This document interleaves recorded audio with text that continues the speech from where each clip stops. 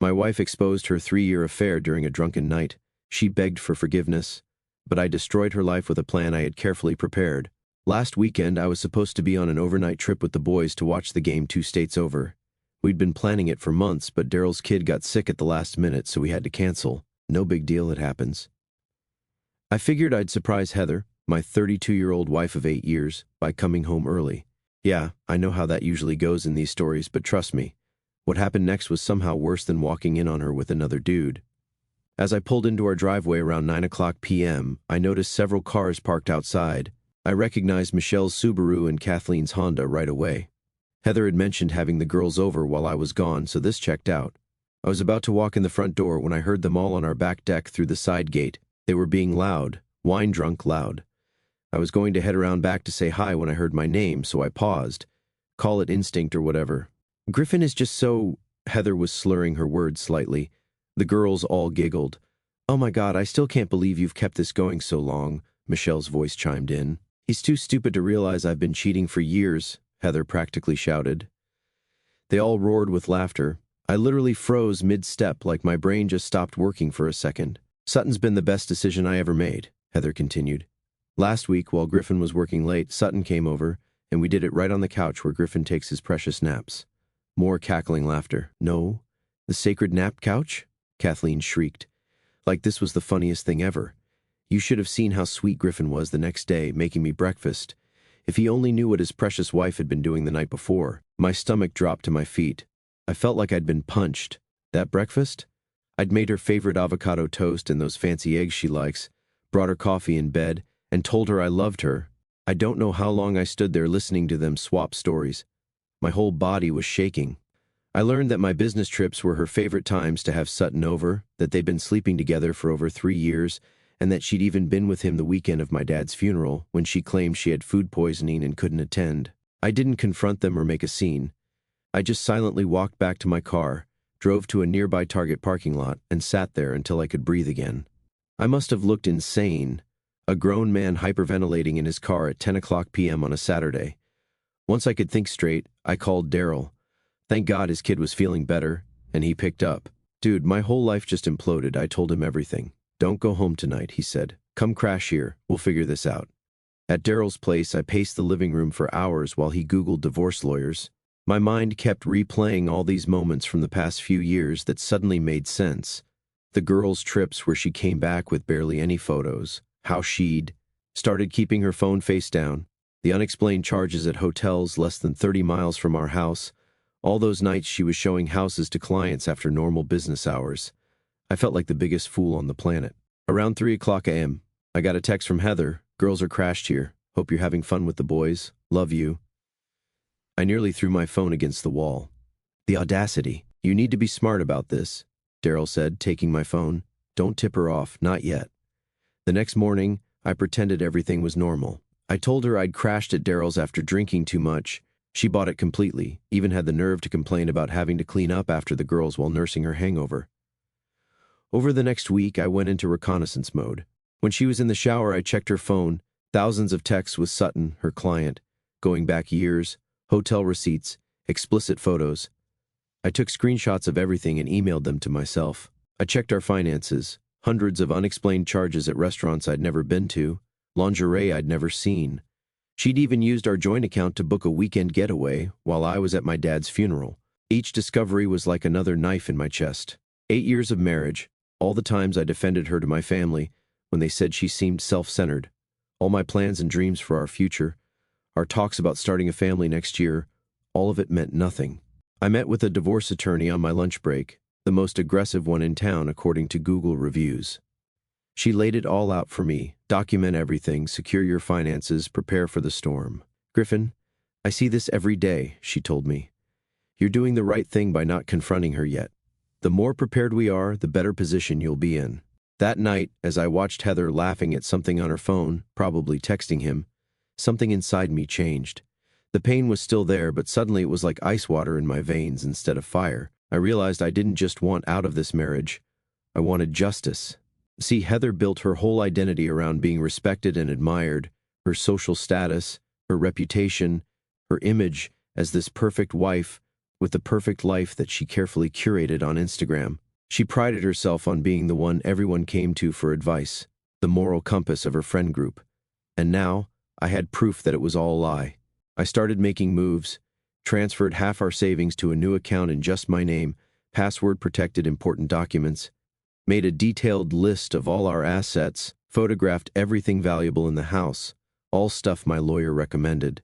Meanwhile, I pretended everything was fine, kissed her goodbye in the mornings, asked about her day, watched Netflix beside her while she texted Sutton right next to me. Each day, I played the role of oblivious husband while methodically preparing to blow up her entire world. 2 weeks in, I was ready. I had everything documented, financial statements, evidence of the affair, a new apartment lease signed and paid for, support from my family who were horrified by what she'd done.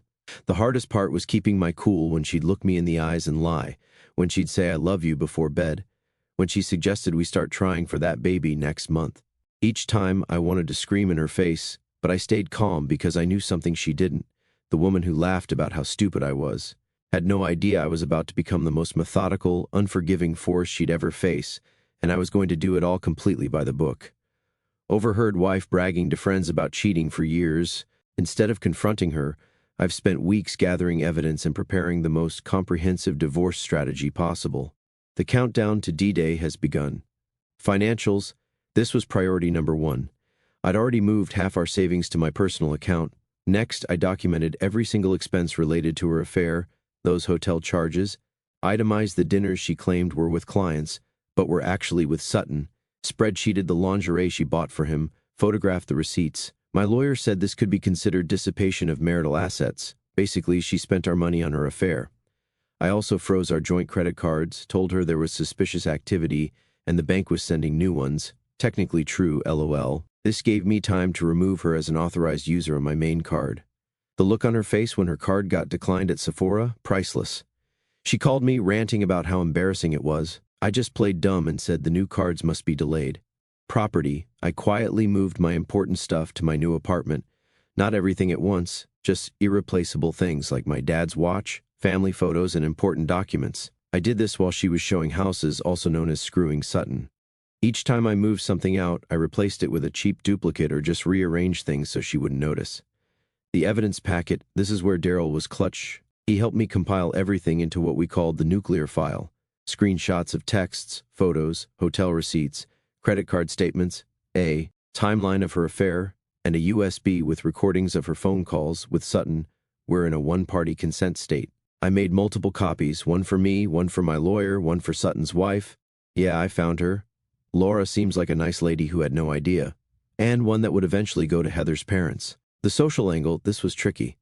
I wanted to control the narrative before Heather could spin some BS story making me the bad guy. So I started having guy talks with our mutual friends, nothing obvious, just mentioned how Heather seemed distant lately, asking if marriage is supposed to feel this lonely sometimes, planted seeds of doubt without revealing what I knew. I also took screenshots of Heather's Instagram, where she portrayed our marriage as #relationship goals while she was actively cheating. The hypocrisy was next level. Then came D-Day. I picked it strategically, the day of Heather's big client appreciation event that she'd been planning for months. Here's how it went down. That morning, I acted completely normal, made coffee, kissed her goodbye, told her good luck with her event. She left, looking confident as hell in her expensive outfit that I now realized I'd basically paid for her to look good for other men. At exactly 10 o'clock a.m., I sent the evidence package to Sutton's wife via courier, included my phone number if she wanted to talk. By noon, all hell broke loose. I was at my new apartment when the text started flooding in. Why is Sutton's wife calling me? Did you talk to her? Answer your phone. I didn't respond, just watched the messages pile up. Then Laura, Sutton's wife, called me. We talked for almost an hour. She was devastated but grateful I told her. Apparently, Sutton had been gaslighting her for years about her paranoia. She told me Sutton was now frantically trying to save his marriage, which meant throwing Heather completely under the bus. By 2 o'clock p.m., Heather's client event was in shambles. She had to leave early because of the emergency. She kept calling me non-stop. At 3 o'clock p.m., I sent a brief, factual email to her parents. No emotional language, just the timeline and key evidence. I've always respected them, and they deserve to know who their daughter really is. I explained I didn't want to hurt them, but I couldn't let Heather control the narrative. By 6 p.m., I was sitting calmly in our living room when Heather finally came home. Her mascara was everywhere, and she looked like she'd aged 10 years in one day. She started with anger. How dare I tell Laura? How could I betray her like this? Then quickly moved to bargaining. When she realized I wasn't reacting, she tried everything. Tears, screaming, seduction, more tears. I just sat there, calm as a cucumber, and said, "We both know exactly what's going on." Then I handed her the divorce papers my lawyer had prepared. The color drained from her face when she realized this wasn't a spontaneous reaction, that I'd been planning this for weeks while sleeping next to her every night. That's when she noticed some of my things were missing. I told her I'd be staying elsewhere and that she had 3 days to figure out her living situation before I informed our landlord about the breach of our lease agreement. We had a morality clause, another thing my lawyer found useful. The next few days were interesting. She swung between threatening me, "You'll never get away with this," begging, "We can fix this. It was just physical. I've always loved only you," and trying to play the victim. "I was lonely. You worked too much." Meanwhile, her social circle was imploding. Michelle and Kathleen ghosted her once they realized their role in this might become public. Her parents called her and had a very disappointing conversation. Her mom's words when she called to apologize to me. And Sutton, that coward, was in full damage control with his wife, telling her Heather was obsessed with him and wouldn't leave him alone. The financial reality hit her hard when she realized half our savings was legally moved to my account. Her access to our joint credit cards was gone, and she couldn't afford the rent on her own. Her event disaster meant she'd probably lose clients. Yesterday was the final nail. She found out from mutual friends that everyone knows what she did, not because I went around telling people directly, but because Sutton's wife apparently told her friends, who told their friends, and so on. The social circle she'd carefully built around her perfect image was collapsing. She showed up at my new apartment last night. Somehow she got my address, probably from her friend who works at the leasing office across town. She was sobbing on my doorstep, makeup running, looking completely broken. For a split second, I almost felt bad for her. Almost. I let her in because my neighbors were starting to notice. And I'm not about creating scenes. She immediately launched into how she'd made a terrible mistake, how she'd do anything to fix it, how she couldn't believe she'd risked our marriage for someone like Sutton. I just looked at her and said, "Remember when you told your friends I was too stupid to realize you were cheating?" Well, surprise. The look on her face when she realized I'd heard everything that night. I can't even describe it. Pure shock, then horror, then shame. She started to say something about how she didn't mean it, she was drunk, it was just talk, blah blah blah. I cut her off and told her to sit down because I had something to show her. When Heather showed up crying at my door, she got a surprise she never expected. A complete breakdown of her new financial reality. I had spreadsheets, projections, and a detailed accounting of exactly how she was going to be after this divorce. Executed my plan perfectly, exposed wife's affair to everyone who matters, secured my finances, and watched her entire world collapse in real time. She came begging for forgiveness but got a financial reality check instead. The morning after Heather showed up crying at my apartment, I woke up to a weird sense of calm. For the first time in months, I slept without waking up at 3 a.m., with that knot in my stomach. I made myself some coffee, scrolled through Reddit, and realized I didn't immediately check my phone for messages from her. Progress. Meanwhile, Heather was experiencing what my therapist later called consequences culture. After leaving my apartment, she apparently drove straight to Michelle's place, expecting her BFF to take her in. According to our mutual friend Jake, Michelle literally pretended not to be home, even though her car was in the driveway and the lights were on. Top-tier friendship, right? So, what's happened since then? Let me break it down. The divorce proceedings, the actual legal process was surprisingly smooth. My lawyer was worth every penny. During mediation, Heather tried to argue that she deserved half of everything because one mistake shouldn't erase 8 years of marriage. The mediator, this older lady with zero tolerance for BS, just stared at her and asked if 3 years of documented infidelity counted as one mistake.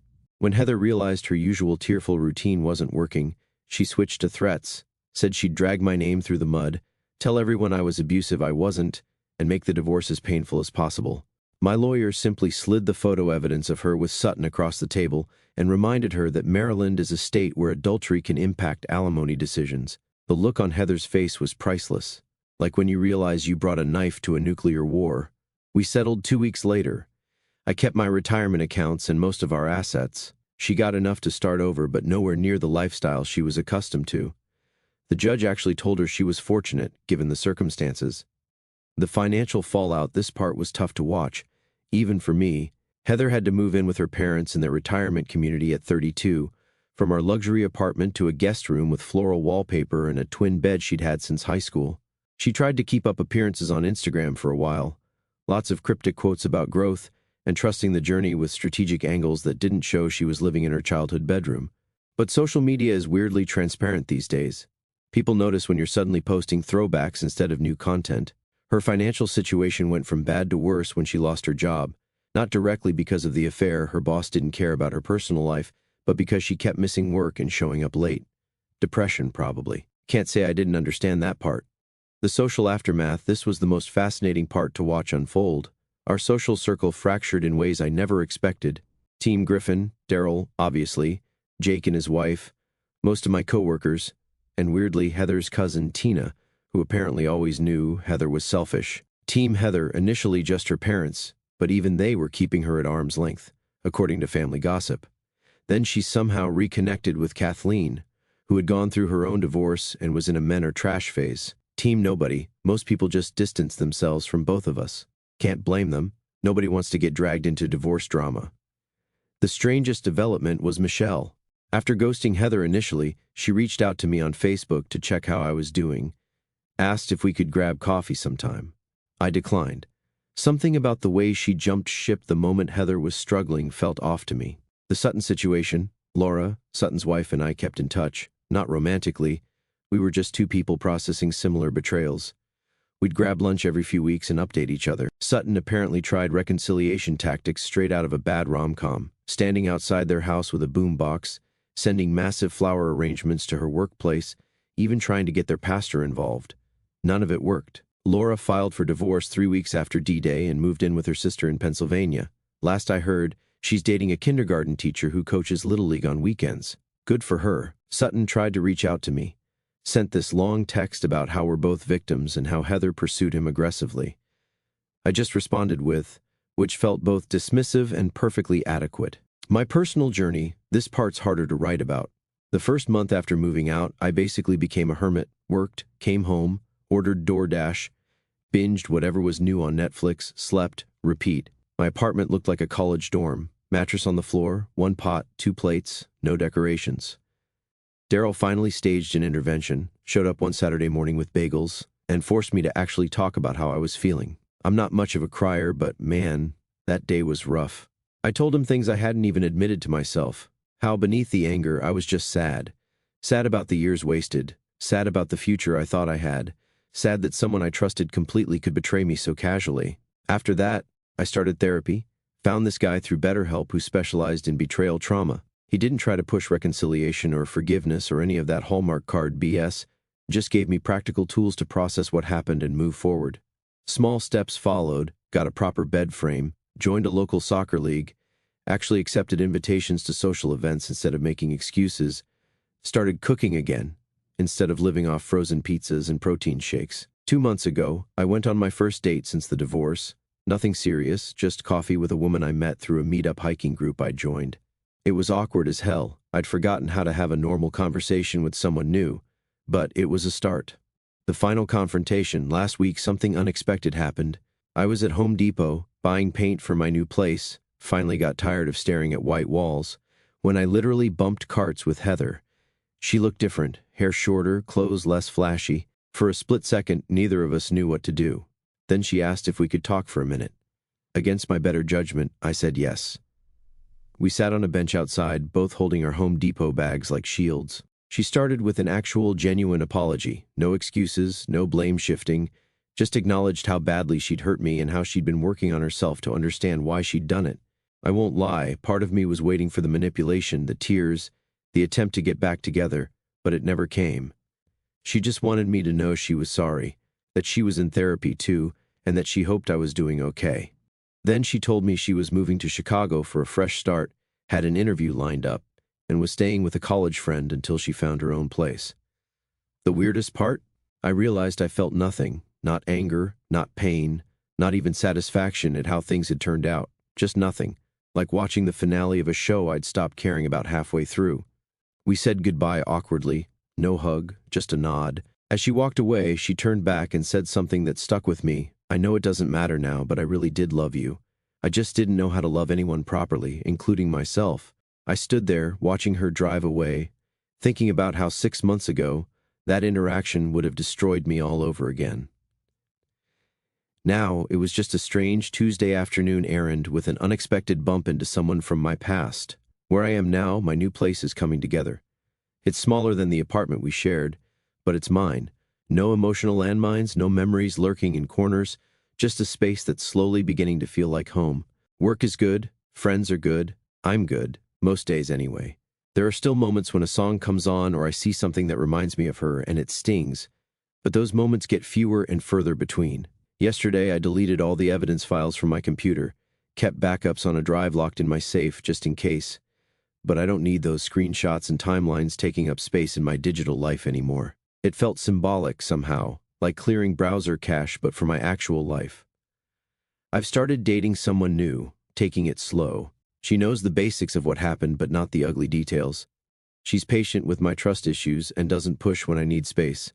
It's too early to know if it's going anywhere, but it's nice to feel that potential again.